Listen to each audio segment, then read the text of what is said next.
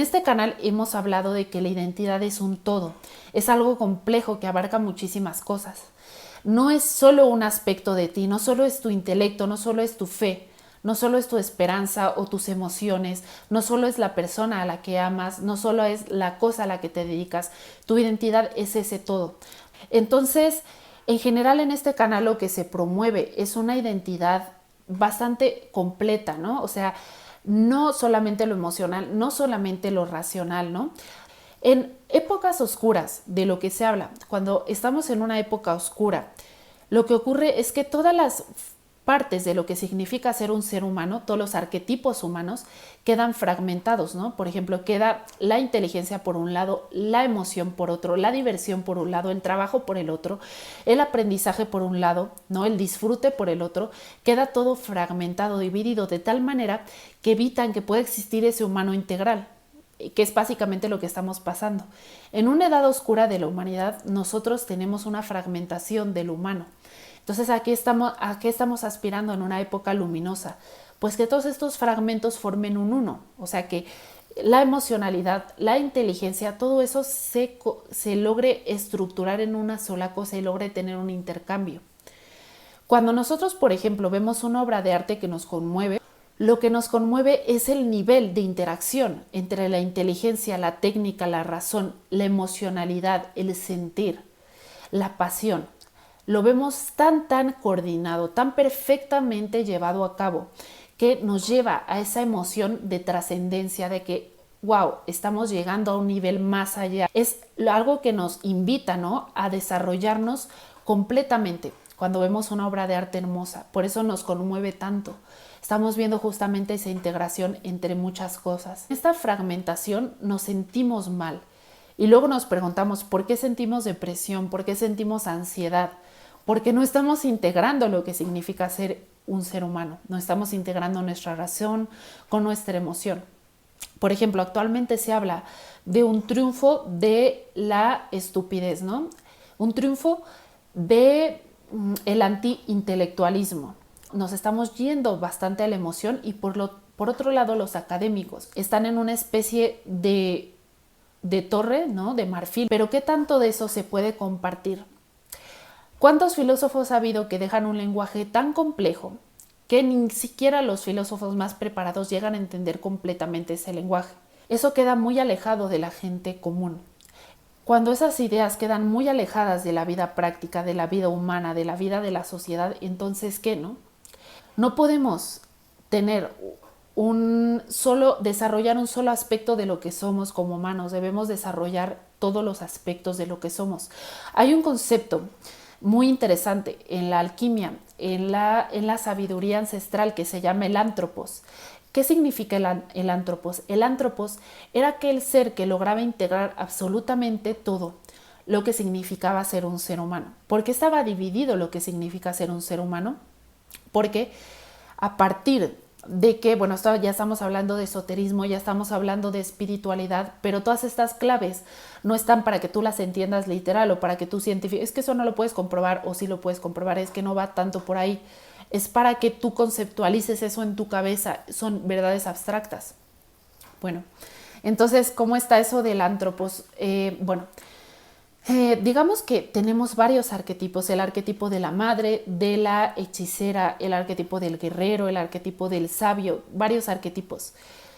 También a veces representados por dioses, a veces representados por símbolos, a veces representados por arcontes o por planetas o por demonios o por ángeles, por diferentes seres. Y esos diferentes aspectos de la humanidad o de la personalidad divina o de lo divino en general, diferentes aspectos, serían como destellos de diferentes colores, ¿no? ¿Qué pasa cuando nosotros tomamos un cristal, ¿no?, y lo ponemos y la luz traspasa ese cristal y genera un montón de colores? Pues que tenemos diferentes aspectos de esa luz. Tenemos el rojo, el azul, el amarillo, diferentes aspectos en los que se manifiesta esa luz. Esa luz, digamos, se divide en varios colores. Cada uno de nosotros, imaginemos que somos uno de esos colores, ¿no? Por ejemplo, tú eres el verde, yo el amarillo y todo eso. Pero el ántropos es aquel que lograba integrar todos aquellos colores diferentes, todas aquellas formas diferentes se hacían uno, y al hacerse a uno se integraba toda la personalidad divina, toda la personalidad de la luz blanca. ¿Esto qué quiere decir? Que tú tienes que conocer, ¿no? ¿Qué color estás manifestando? O sea, qué arquetipo de la divinidad estás manifestando. Y una vez que tú lo identifiques, tienes que pensar, ¿no? ¿De qué manera yo puedo aprender de los otros arquetipos para integrar mi ser y volver a la luz blanca, ¿no? Volver a ser uno. Lograba obtener todas las facetas de lo que significa ser un ser humano, o sea, todas las diferentes caras. Es como si todos los colores los integrara y se volviera otra vez la luz blanca o estuviera a punto de volverse esa luz blanca. Entonces, prácticamente la personalidad, el encuentro con el yo, el encuentro con el sí mismo, que también lo trabajó mucho Jung, es el encuentro con la comprensión y la integración de todo lo humano. Ahora, ¿cómo podemos integrar lo humano? Nosotros integramos lo humano a través de conocer lo humano. ¿Cómo conocemos lo humano? A través del arte, a través de la filosofía, de la psicología, pero especialmente a través del arte que nos da esos ejemplos, ¿no? Y todo esto, ya que lo vemos en el escenario, ¿no? En el escenario en el que se desenvuelven personajes, en el escenario de nuestra vida, incluso donde las personas también somos como personajes. Ahí es donde nos damos cuenta y entiendo qué tipo de virtudes tiene esta persona, qué tipo de defectos, y vamos entendiendo el panorama humano. Muchos filósofos, muchos pensadores, psicólogos y de diversas áreas han sacado diferentes aspectos de lo humano. Es, por ejemplo, Jung. La palabra que tanto usamos, ¿no? Introvertido, extrovertido, lo popularizó él. Él fue el que popularizó estas palabras. Se nos hace muy fácil decir tú eres introvertido, tú eres extrovertido, pero no reconocemos que Jung fue el que popularizó estos conceptos.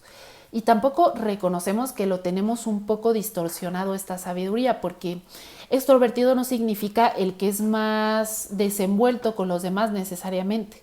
Yo, por ejemplo, soy introvertida. Y algunas personas pensarán que soy extrovertida porque me estoy expresando a la cámara. No sé si me entienden, estoy siendo expresiva. A lo mejor no tan tímida, a lo mejor sí. Algunos seguramente captarán que en el fondo soy bastante tímida. Pero bueno, el punto es que introvertido habla de esas personas que más allá de contemplar el exterior, también contemplan al contemplador que está contemplando ese interior. A ver si me explico. Las personas introvertidas, aparte de contemplar el mundo exterior, contemplan la forma en la que ellos contemplan ese mundo, los sentimientos que les surgen, las emociones que les surgen, toda aquella vida interior que existe y que experimentan. Por eso se llama introvertidos, porque van hacia adentro, porque contemplan sus interiores, porque sus experiencias no solo las viven como algo externo que pasa, sino también las viven como todo ese cúmulo de emociones, como todo ese cúmulo de experiencias y de vivencias internas. Entonces ellos están contemplando al contemplador de las experiencias. Por eso es que el introvertido gasta mucha más energía, porque está contemplando el exterior y está contemplando a él mismo, contemplando el exterior. ¿Qué sientes, no? ¿Qué experimentas dentro? ¿Cuáles son los pensamientos y cómo se relacionan entre sí? ¿Cómo se relacionan las experiencias? Los extrovertidos son mucho más directos hacia el exterior, contemplan el exterior.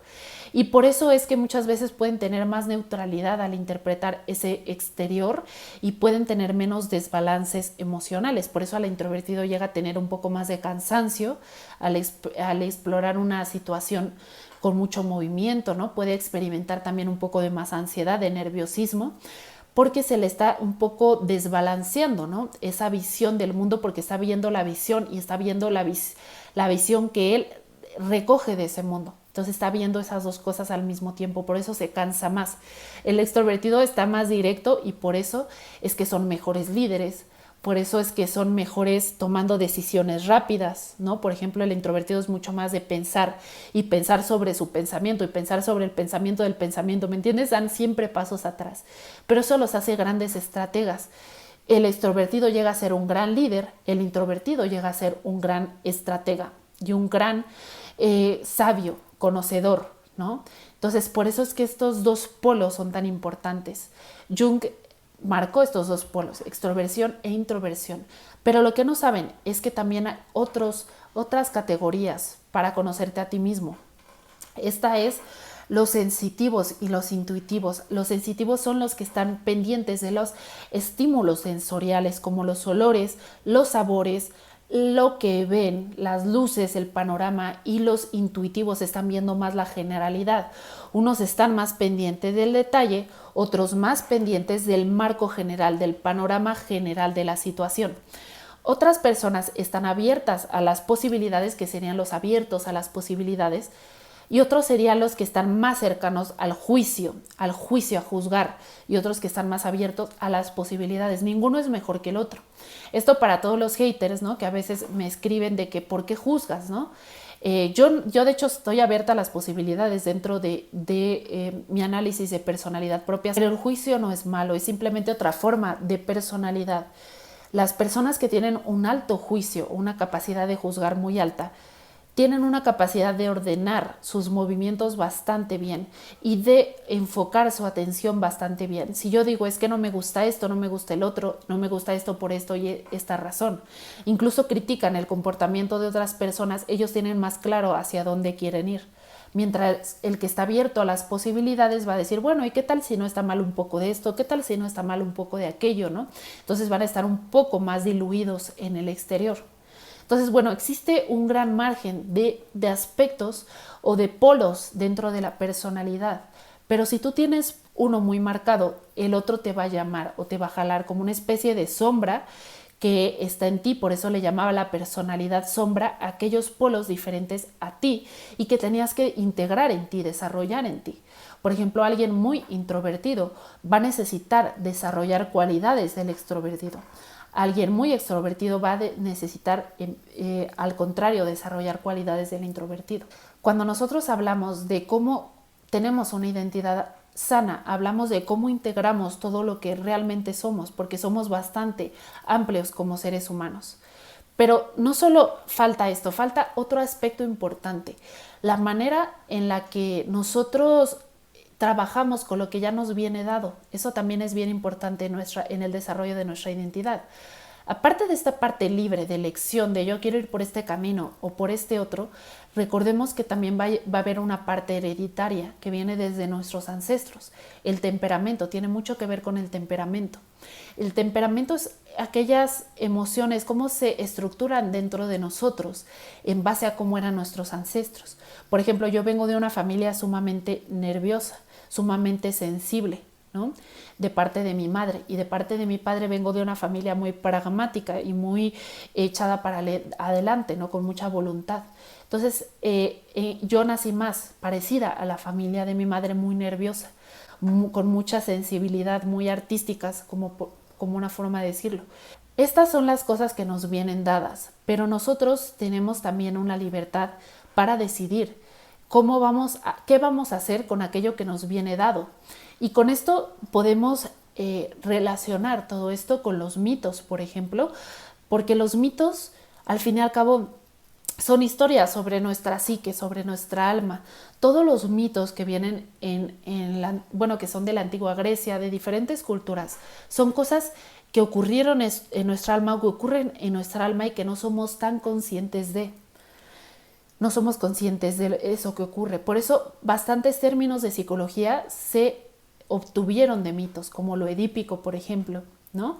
Como, por ejemplo, el Tánatos y el Eros, también son dioses griegos, conceptos que también se utilizaron en psicología, específicamente en psicoanálisis.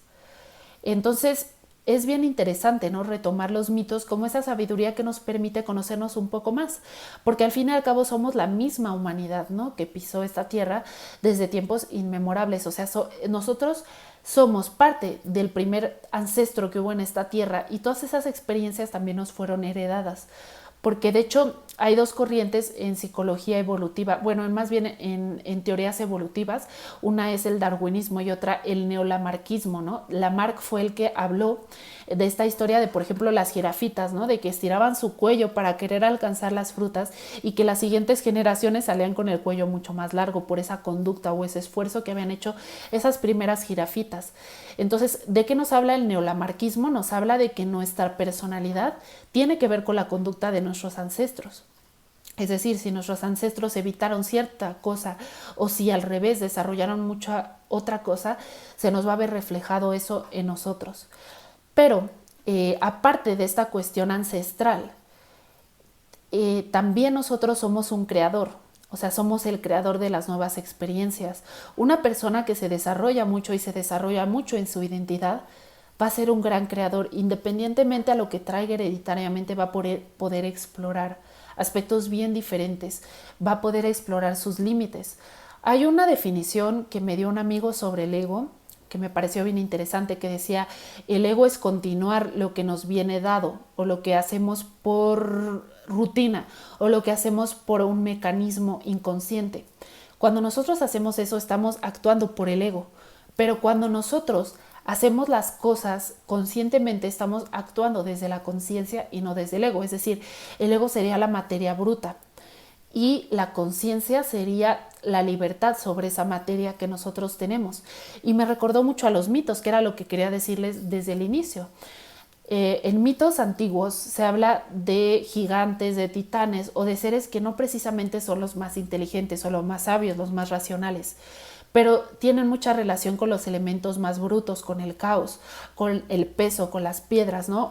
Grandes hombres de hielo, grandes hombres de piedra, grandes entidades del caos que un héroe o un dios hipercósmico, porque es un concepto de que el hipercósmico estructura el cosmos, le da un orden al cosmos, lo crea, lo genera. El dios hipercósmico logra generar o crear.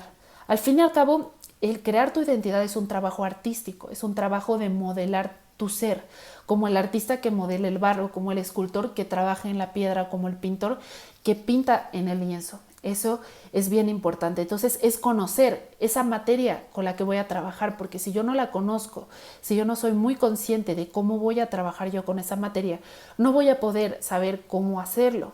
Pero el chiste es seguir apostando por desarrollar nuestra identidad y no buscarla allá afuera por modas, porque la identidad también se vuelve un objeto político. Es decir, yo con tu identidad voy a manipularte, yo generándote una identidad reducida voy a manipularte, yo así generándote fijaciones voy a manipularte, ¿no?